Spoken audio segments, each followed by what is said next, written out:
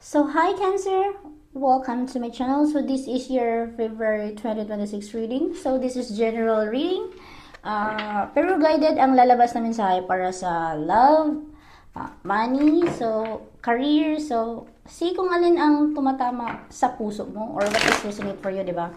So, kung may hindi nag-resonate, hayaan mo lang dahil ang universe mismo ang pipili ng para sa iyo, Cancer. So, yes, I am already doing the shuffling. So, we will see kung ano ang mensahe ni universe for Cancer this February 2026.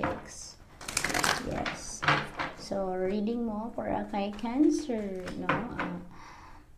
Universe 2026 reading February again and again.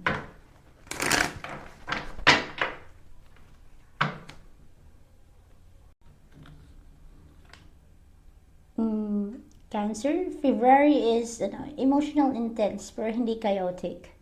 No? So, mas heightened ang intuition mo, no? Parang mas ramdam mo agad kung may off. No? So, ang advice ni card, huwag kang matakot sa nararamdaman mo. Pero, huwag mo rin hayaan na lamunin ka ng overthinking because we cancers, yes, I'm a cancer too. We cancers are naturally emotional. So, we need to cope up on that one. And may lungkot na dala galing January. Yes, may disappointment, may what ifs, pero Cancer, February is not about staying there, no? Sinasabi ni card na may natitira pang blessings, pero kailangan mong iangat yung tingin mo para makita mo. No? So, do not absorb any negative things. See the bright side. Ganun. This is you right now, emotional pero controlled. So, hindi ka na yung dating Cancer na basta-basta umiiyak o naghahabol. So, may self-respect na, may awareness na, at may malaking growth. So, this is you, Cancer, no? So, I'm happy to see this one, Cancer.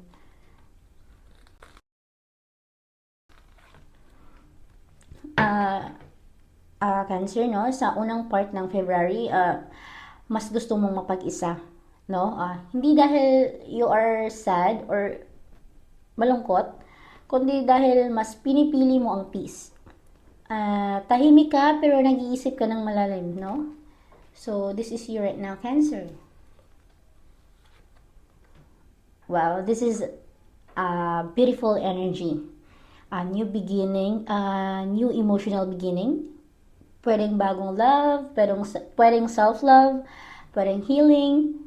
Alam mo yung hindi pilit, kusa siyang dumadaloy. So, I love the energy of this one. Pagdating sa pera at effort, Cancer, patience ang lesson, no? So, hindi pa instant ang results pero gumagalaw na. So, huwag kang magmadali. Kasi yung binubuo mo ngayon is pangmatagalan. So, kumbaga worth it naman din pala yung mga sacrifices or anything na kung anong meron tayo ngayon. No? So, we need patient lang. Cancer, this is a warning. So, may taong sweet sa salita pero kulang sa gawa. Or baka ikaw mismo umaasa ka sa potential kaysa sa reality, no? Cancer, February teaches you to look at consistency, not promises, no? So, do not forget that one.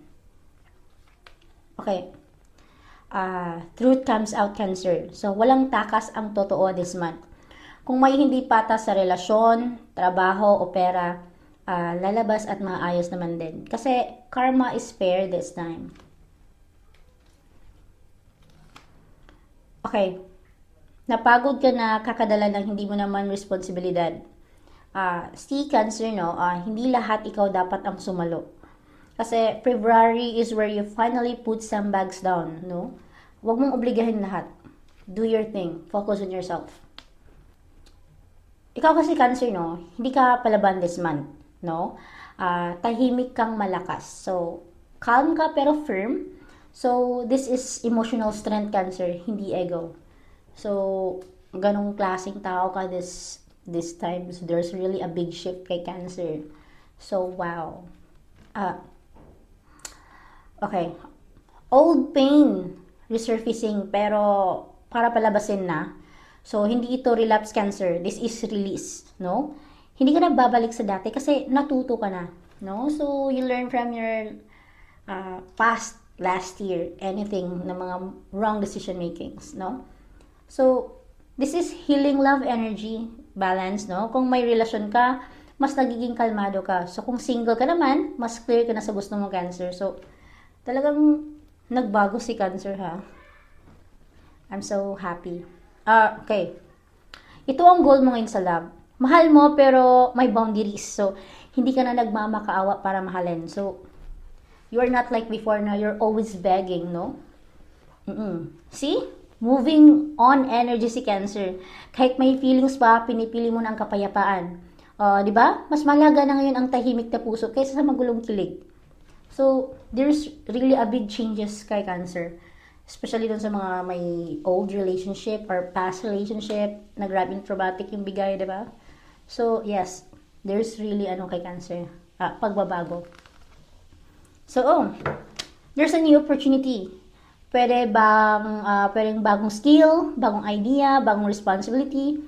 Small start siya, pero may potential Cancer, no? So, this is a great news. Hope is back, no? Kahit hindi pa perfect ang situation mo sa trabaho or pera, or sa relationship, no?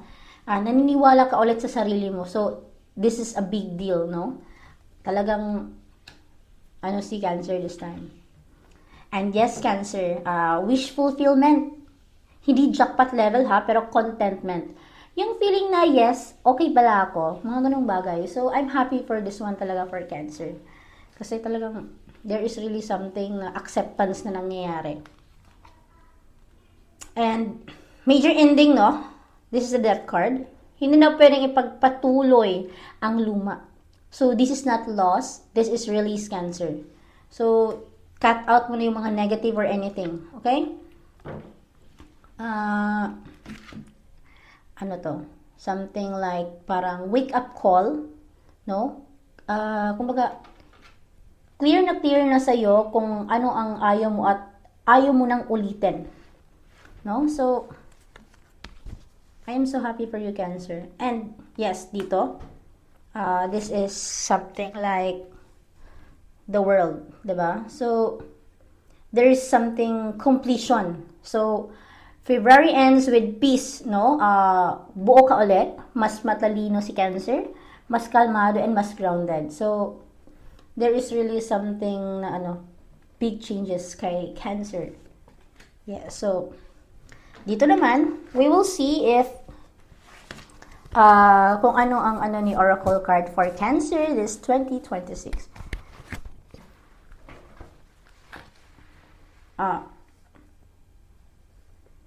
Angelic protection, no? So, hindi lahat ng nawala ay loss. So, may mga sitwasyon, tao at attachment na inalis para hindi ka masaktan pa. So, Cancer, February is about being guarded even when you don't see it yet. So, there's nothing to worry about because you are angelic protection or protected. Trust the universe, Cancer, no? Hindi delayed ang buhay mo. Ang mga bagay na hinihintay mo ay nakaline up na. Pero, may tamang oras para dumating. So, what is meant for you cannot pass you by. So, if it is for you, Cancer, it is really for you. So, there is a healing energy, no? So, healing is Cancer, no?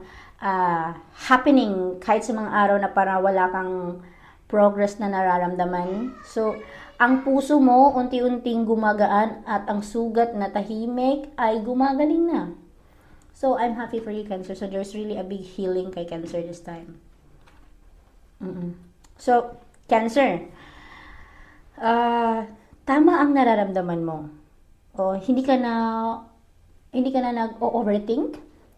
Nagigising lang ang intuition mo. So, makinig ka sa katawan at pakiramdam mo. Mas totoo yan kaysa sa sinasabi ng iba. So, trust your intuition, no? So, malakas ka din this time. And there is something, opportunity and change. So, may bagong chapter na paparating. Hindi pa full reveal ngayon dahil, kumbaga, February ang preparation stage. So, something I feel in your energy na ang movement is sa March.